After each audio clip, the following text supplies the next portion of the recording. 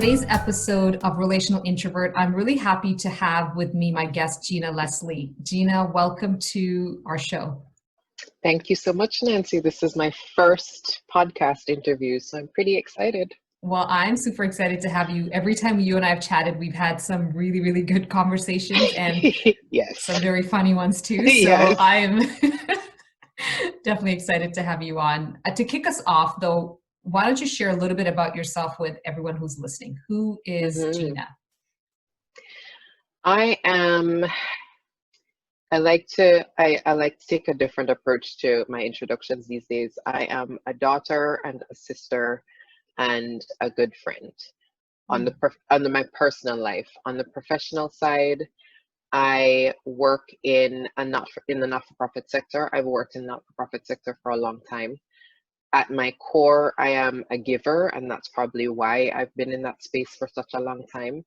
And I currently work as the Senior Manager for Strategic Programs for Invest Ottawa, which the title means very little because at the end of the day, I wear multiple hats. So that's me in a nutshell. The majority of my career I've spent working either in the not-for-profit sector with technology companies or with startups and small businesses. There's been some overlap across those three over the years.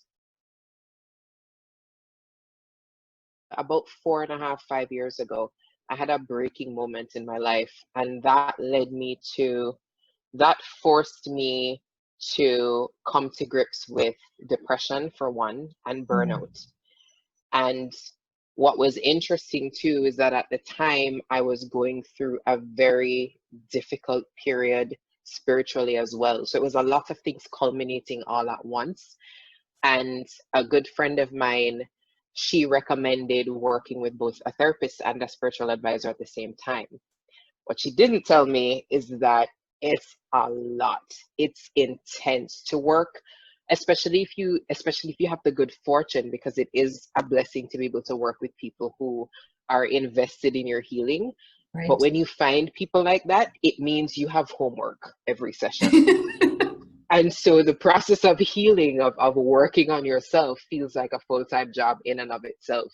So just the process of working with all these folks, of doing therapy, of working with my spiritual advisor, of supplementing that with different courses, such as Dr. Margaret Paul's Inner Bonding course, doing a mindfulness workshop for 8 weeks. All of that information was what gave me time and space to really reflect on myself outside of the context of my work, which was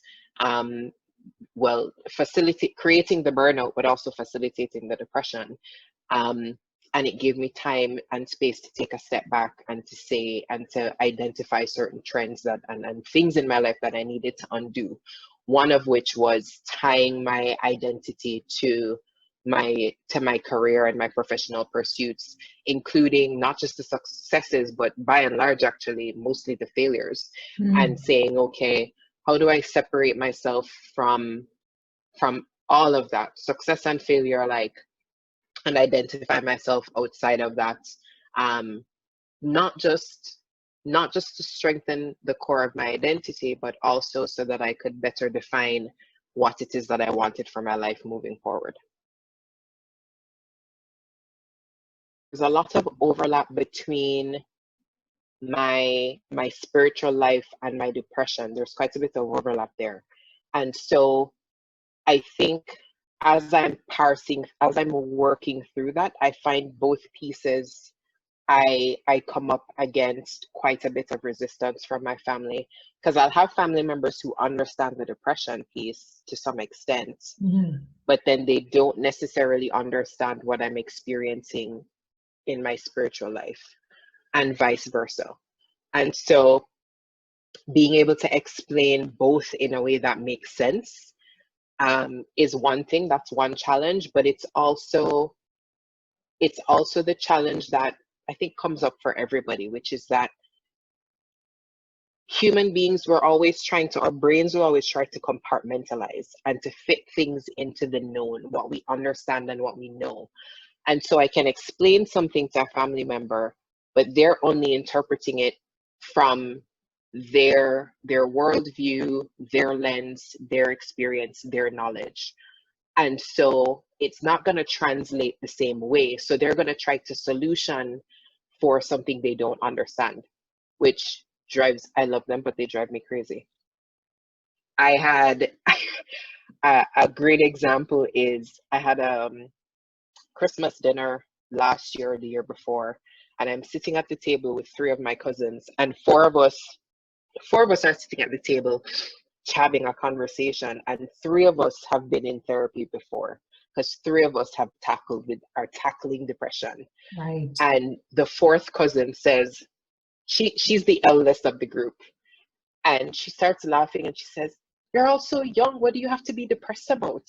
When I'm feeling depressed, I just pray." And I'm just looking at her like, you have got to be joking right now.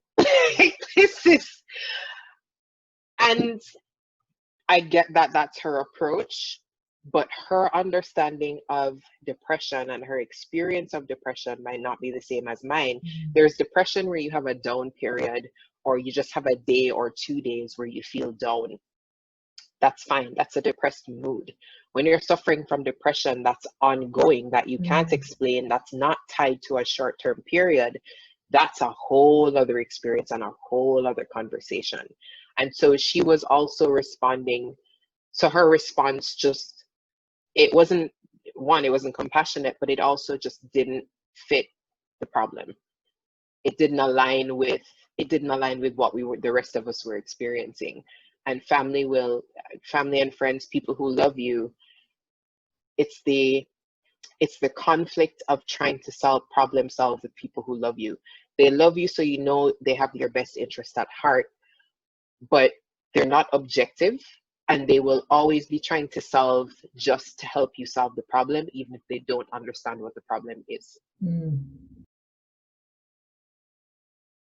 I think it's because there's these misconceptions about depression as one example, or addiction, or any of these things. They become misunderstood in this way of that it's just an easy solve. And I don't know that I personally, I'm like, I wonder, like, I mean, why else do we have really good spiritual advisors and really good therapists in place? Like, if, they're also there for a reason. And sometimes we forget that answer to prayer isn't always just that this is gone. It's also, it involves, you have people who intercede, like who come into that journey with you. Who are these people, exactly who you're reaching out to? And they can be this amazing answer to that prayer that brings you to a place. Exactly. And I love what you're sharing, is that through this 4-year journey, it's not just a depression. Like, I am learning and uncovering so much more that is going deeper. And I wonder, if you didn't have those people with you, these couple people who are supporting you through that, if you would have been in this place of journeying the way you are. No. Oh my God. There's a phrase, it takes a village. Well, the full phrase, it takes a village to raise a child, but it takes a village to do so much. Yes. Because it's beyond my therapist and my spiritual advisor. There's been my personal trainer. Exercise has been a big part of navigating that depression. And so because of the effects of the depression, one of the effects is you lose interest completely in everything that typically you would be interested in doing. For the accountability to make sure I was getting that exercise, I got myself a trainer. So he's been, at least especially at the beginning of the journey and even now, they've both been very instrumental. At one point it was my chiropractor, because one of the physical effects of the depression was that my lower back started to give out, and I was getting back pains all the time. And so all these people have been part of this journey for me. And I've had the family members who could relate to elements, who were also part of that journey with me. And so I think the more apt phrase is, no man is an island. And I think even in the evolution and rediscovery of who I am, it's taken all of these people walking with me and me standing on their shoulders to get to where I am now. And to your point about, that intersection of faith and depression, and being able to to really critically question is, why can't I just pray my way through this? A great example from from the Bible, which tied to the Christian faith, is I think I forget the name of the king. It's in the Old Testament, but it's a story of a king who has like leprosy or some kind of skin disease, and he's told that he needs to talk to some prophet to get advice on what to do. And the prophet sends him to a river and says, dip in the river 7 times and you'll come out, you'll be fine, you'll come out clean.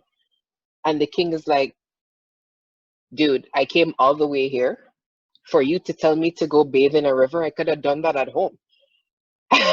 And aren't you going to do something more miraculous? Isn't like something, he's giving all these examples of Right. what the experience of healing should be for him. And I think sometimes for those of us who operate in that spiritual paradigm and that's part of our lives, we sometimes assume that our experience of healing in this natural world should look a certain way, should look supernatural. But the fact of the matter is, sometimes it's really simple. Sometimes it's, yeah, you need to take medication, eat better, drink water, do some exercise, and go see a therapist. Like it's not that deep. It's really not deeper than that.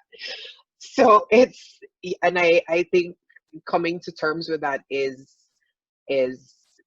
for, well, I can't speak to any other or faith group, but for the faith group I grew up in, which is Christianity, I think for the church, a big challenge is being able to see to appreciate the simplicity of healing, of what the healing process can look like, and to not overcomplicate it or assume that it always has to look a certain way.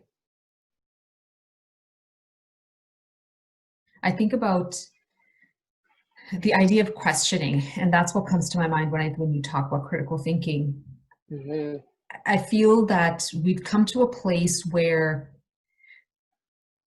questioning, and not just on a faith perspective, let's even look at it in, the example that you use, like there's a Twitter feed that comes out, and if you don't line up with exactly how everybody's thinking, and even if your questions are like in any way inquisitive about something that should be agreed on, it becomes this polarizing piece. And I'm like, I think that's problematic. And even like it's a learning journey for me too. So if somebody asks me a question and I think that maybe it's a foolish question, maybe it's something that you're like, oh, why would you ask me that? I think it's really important for us to weigh, where did that question come from? Because sometimes people don't know what they don't know. A really good example of this is, a lot of times, I've certainly experienced in my life where I'll get, depending on where in the world I'll go, I'll get questions like, where are you from?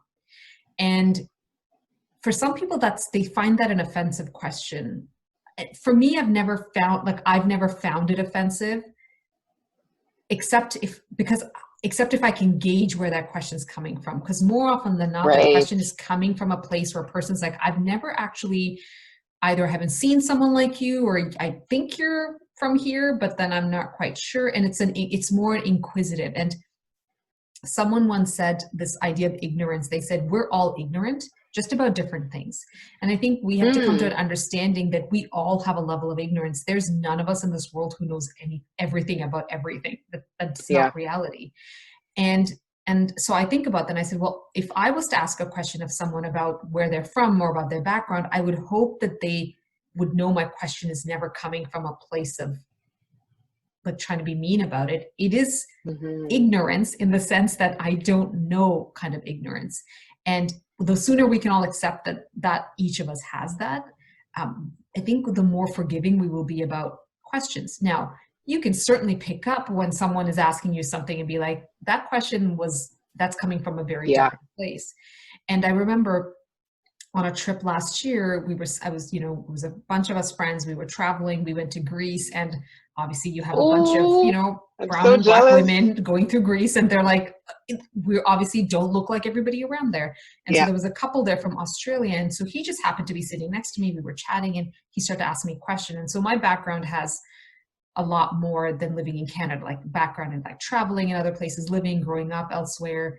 And so he asked me some questions about it. And I was very happy to answer those questions because for him, I could tell that he was purely curious and he's trying to figure out, Yeah.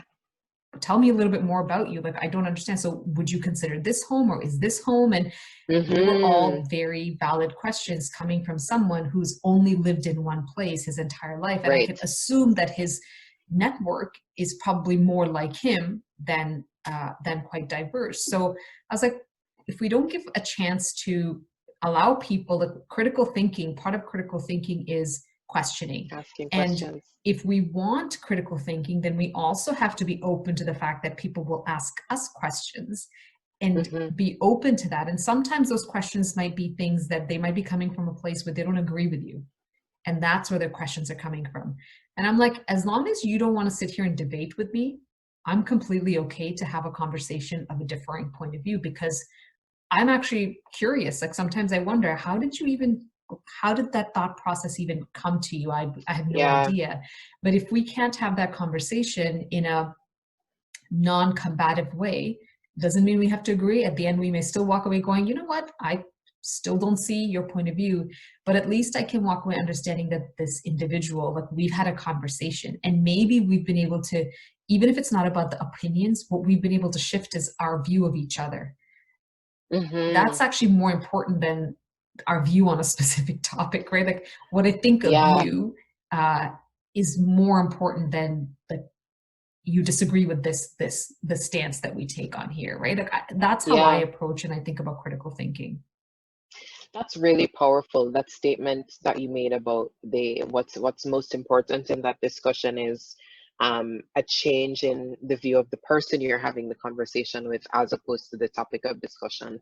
And I don't know that most of us go into those sort of tense discussions or debates with that in mind.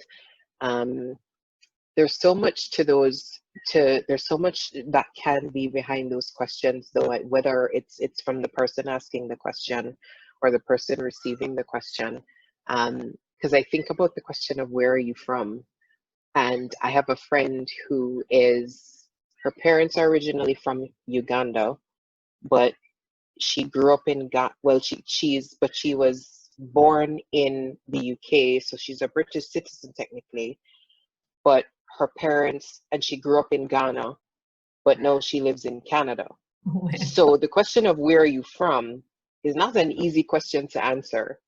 And of course, now she has a North American accent. So you could make any assumption and probably be right.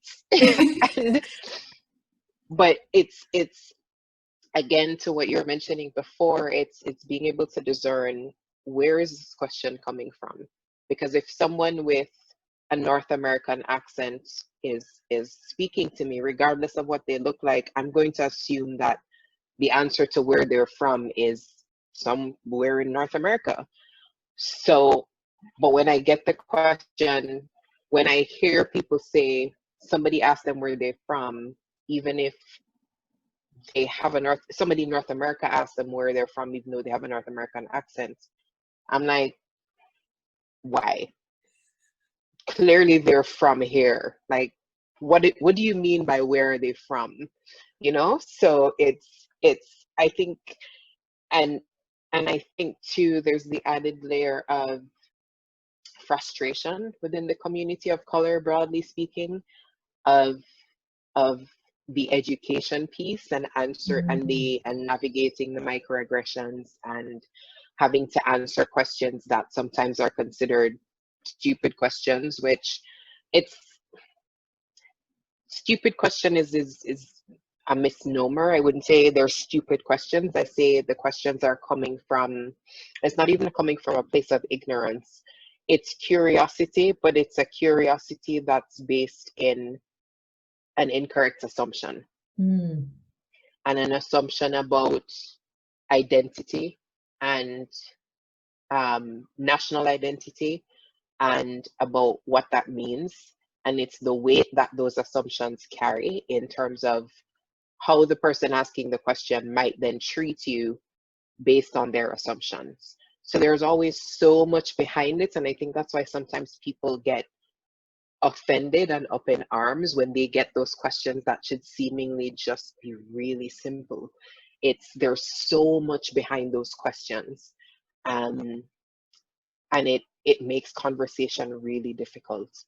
But if we are going to move forward as a society, I do think we have to be on both sides. I think there needs to be more thoughtfulness about the assumptions you make when you ask a question and whether or not you even ask the question and if this question is even warranted, if it's even necessary. And on those of us who receive those questions, in terms of being, I don't want to say a bit more patient, but a bit more thoughtful in terms of how we respond or whether or not we respond or, whether or not we respond or how we respond.